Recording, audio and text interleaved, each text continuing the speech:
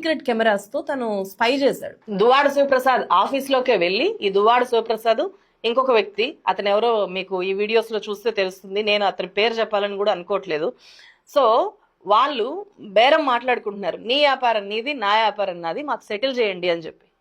అతను అడుగుతుంటే ఏంటి 60 లక్షలు ఇవ్వాలనా అని చెప్తుంటే అవుతుంది అంటున్నాడు. చూడండి ఒకసారి ఇక్కడ ఈ క్లిప్ లో. సార్ 60 లక్షలు ఏంటి, 40 లక్షలు ఏంటి, కొద్దిగా అవుతుంది. 40 లక్షల కాదు. యూట్యూబ్ లో నేను వీడియో చేసుకుంటున్నా, నాకు ఏ బాధ లేకుండా పరిచయం లేకుండా నా వీడియో నేను చేసుకుంటా సార్. మీరే మాట అనేది సార్, మనము ఇబ్బంది పెడతాం, ఆడు ఇబ్బంది పడుతున్నాం మనం చెప్పలేం కదా. ఇది అంటే 3వ తారీఖున 15 లక్షల రూపాయలు ఇస్తున్నాను.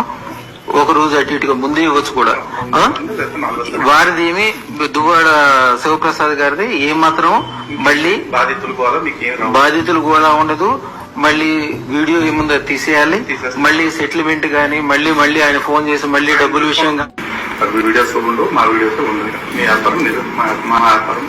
ఆ తర్వాత ఈ అదృష్టార్ జ్యువెలర్స్ దగ్గరికి ఈ రమణ్ లాల్ అనే వ్యక్తి వీళ్ళని ట్రాప్ చేసి అక్కడికి తీసుకెళ్లి అక్కడ మీకు నేను డబ్బులు ఇస్తానని చెప్పి తీసుకెళ్తే అతను ఇంకా తెలివిగా ముందే పోలీసులకు ఇన్ఫార్మ్ చేస్తే పోలీసులు అక్కడ రెడ్ హ్యాండెడ్ గా ఈ దువ్వాడ శివప్రసాద్ ని పట్టుకొని పోలీస్ స్టేషన్ కి తీసుకెళ్లి అరెస్ట్ చేశారు.